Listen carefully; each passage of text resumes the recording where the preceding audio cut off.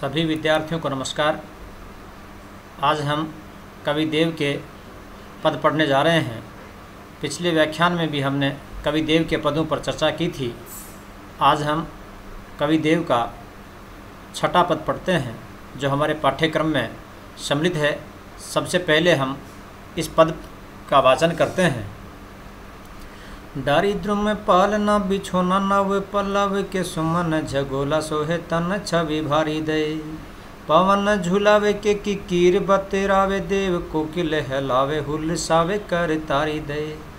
पूरित पराग सो उतारा करे राई लोन कंज कलिनाई का लतानी पुचकारी दे।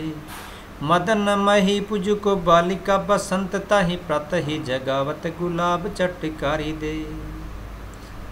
प्रिय विद्यार्थियों, यह पद कवि देव के ऋतु वर्णन से लिया गया है। इस पद में कवि देव ने बसंत ऋतु का कामदेव रूपी राजा के बालक के रूप में चित्रण किया है। यहाँ पर प्रकृति का बहुत ही मनोरम चित्रण कवि देव करते हैं और वे लिखते हैं, डारी द्रुम पालना बिछोना नव पल्लव के सुमन झगोला सोहे तन छवि भारी दे। पवन झुलावे के किकीर बतरावे देव कोकिल हलावे हुलसावे कर तारी दे। पूरित पराग सो उतारा करे राई लोन कंज कली नाई का लतानी पुचकारी दे। मदन महिप जू को बालिका बसंत ताही प्रातः ही जगावत गुलाब चटकारी दे। देखिए, इस पद में सबसे को पढ़ने से पहले, हम इसका अर्थ करने से पहले इसके जो कठिन शब्दार्थ हैं उन पर एक नज़र डालते हैं। तो आप देखिए यहाँ पर द्रुम, द्रुम का अर्थ होता है वृक्ष या पेड़। पालना, बच्चों का छोटा झूला जिसे पालना कहते हैं। बिछोना, बिस्तर। नव, नए या नवीन। पल्लव, पत्ते। सुमन, पुष्प या फूल। झगोला, बच्चों के पहनने का एक प्रकार का वस्त्र। सो है, सुहावना, शोभायमान होना या लगना। पवन, हवा। झुलावे, झुलाती है। केकी का अर्थ होता है की मोर। कीर का अर्थ होता है तोता। बतरावे का अर्थ है बतलाते हैं या बातचीत करते हैं। हुलसावे, हुलसित होना या प्रसन्न होना। करतारी, कर का अर्थ है यहाँ पर हाथ और तारी का अर्थ है ताली, हाथ की ताली, जो हाथ से ताली बजाते हैं। नौन या लौन, यहाँ पर कुछ पदों में नौन मिलता है, कुछ पदों में लौन मिलता है। इन दोनों का अर्थ है नमक। कंज कली, कंज का अर्थ है कमल, कली का अर्थ है कली, कमल की कली। लतानी, लताएं। पुचकारी दे, पुचकारी देती हैं अर्थात पुचकारती हैं। मदन, मदन का अर्थ है यहाँ पर मदन कामदेव को कहा जाता है और महिप का अर्थ है राजा। तो अब हम इसका अर्थ जानते हैं। डारी द्रुम में पालना बिछोना नव पल्लव की।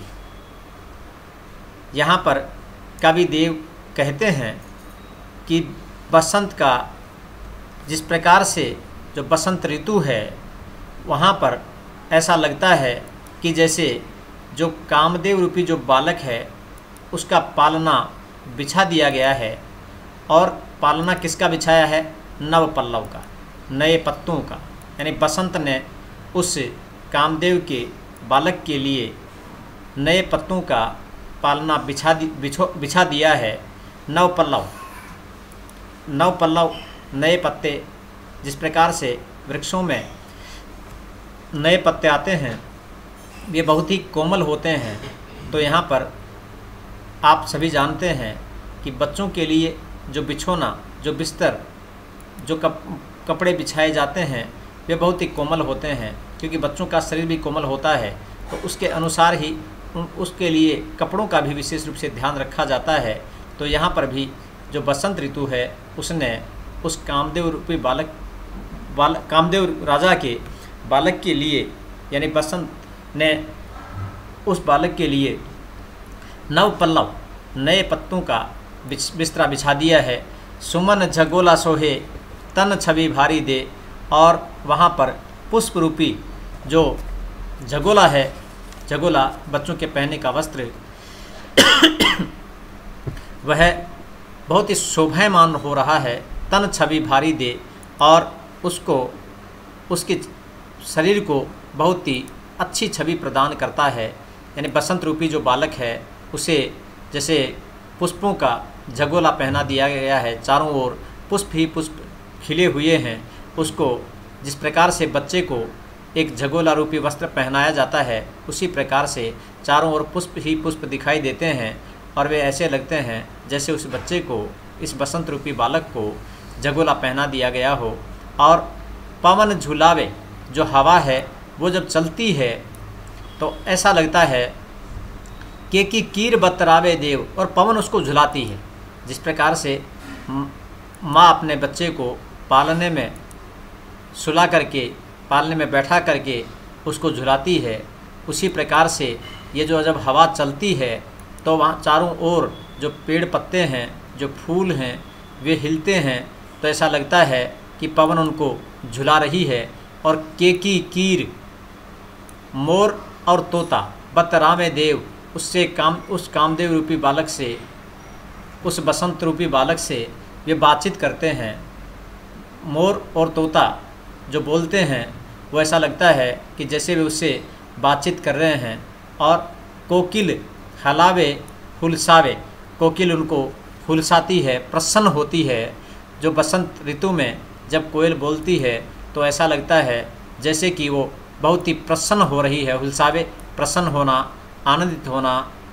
कर तारी दे, कोयल की जो बोली है वो किस प्रकार से लगती है, जैसे कि वह ताली दे करके उस बालक को प्रसन्न कर रही हो, प्रसन्न होती हुई। जिस प्रकार से माँ अपने बच्चे को प्रसन्न होते हुए अपनी तालियों से उस बच्चे का मनोरंजन करती है, उस बच्चे का मन बहलाती है, उसी और वह माँ आनंदित भी होती है, उसी प्रकार से जो कोकिल है वह भी आनंदित होते हुए, प्रसन्न होते हुए उस बसंत बालक के लिए, बसंत रूपी बालक के लिए कर ताली देती है, ताली से उसे प्रसन्न करती है। पूरित पराग सो उतारा करे राई लोन, और ऐसा लगता है जैसे पूरित पराग सो उतारा करे राई लोन, जिस प्रकार से छोटे बच्चे के लिए राई लोन जो उतारते हैं, यानी उस बच्चे को किसी की नज़र नहीं लगे, उस नज़र आदि से बचाने के लिए उस बच्चे का राई लोन उतारते हैं। वहाँ पर भी ये जो कंजकली, जो कमल की जो कली है, वह उस नायिका के रूप में लगती है कि जो उस चारों ओर, जब ये जो कमल की कली है, जब वो चारों ओर घूमती है, कमल की जो कलियां हैं वो चारों ओर से प्रस्फुटित होती हैं, हवा के चलने से वे झूलती हैं, तो ऐसा लगता है कि इस बसंत रूपी बालक की वे राइलोन उतार रही हैं। और नायिका लता ने पुचकारी दे, और जो लताएं हैं वो ऐसी लगती हैं जैसे उस बालक को वे पुचकारी दे रही हैं।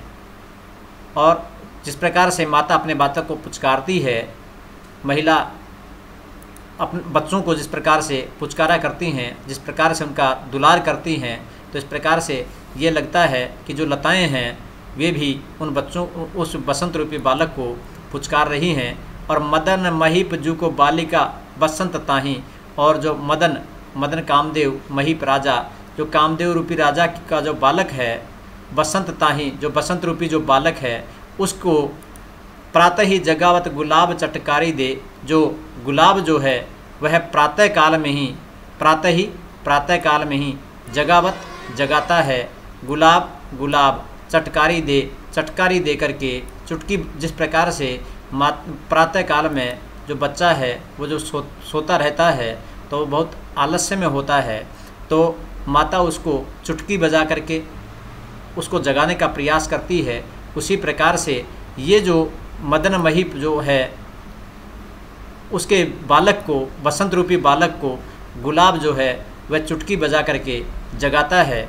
इस प्रकार से इस पद में कवि ने बसंत ऋतु का बहुत ही सुंदर चित्रण किया है। यह पद कवि देव के ऋतु वर्णन से लिया गया है, और विशेष के रूप में अगर हम देखते हैं तो इस पद में मानवीकरण और सांग रूपक अलंकार है। आप जानते हैं मानवीकरण अलंकार वहाँ होता है जहाँ प्रकृति के जड़ या अचेतन पदार्थों पर मानवीय